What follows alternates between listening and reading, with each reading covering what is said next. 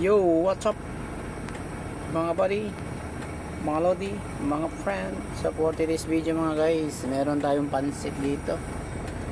Binili natin kanina, tapos mag-init tayo ng tubig kasi magkakape tayo. Kasi habang inaantay natin yung mga kasama natin na darating, kasi waiting tayo, hindi tayo makakalabas dahil may activity dyan sa may plaza, sa may San Pedro. Kaya may mga politiko doon, ipit sila sa traffic. Kaya no choice kundi magantay kung kailan sila makapasok at kailan luluwag, saka kami lalabas. So waiting advice, sa madaling salita, waiting advice pa tayo. So yun lang po. So, habang nag-aantay, siyempre nakakaramdam ng antok, magkape po muna tayo. Meron po tayong kompleto tayo dito, may kape tayo rito. Nandito po tayo sa tambakan mga idol, mga lodi, mga buddy, mga friend.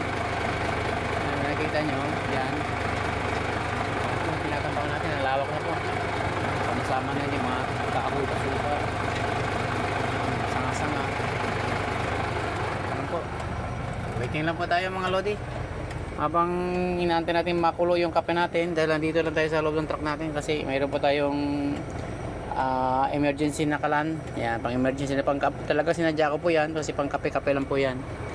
Yan, pag minsan ko lang nagamit yan yung pag ganitong may mahabang oras nagkantay, kasi pag hindi ganito, hindi ako makapagkape, gawa ng siyempre kailangan natin makakuta, makarat-rat tayo. Kaya ngayon medyo nag-aantay. Kailangan natin ibangin ang habang So yun po muna mga lodi, mga buddy, mga friend. At nagpapasalamat po talaga tayo ng napakalaki kasi holiday po ngayon at binigyan tayo ng pagkakataon ng makapasok. So maraming po salamat sa blessing po yan, Lord. Thank you so much, Lord.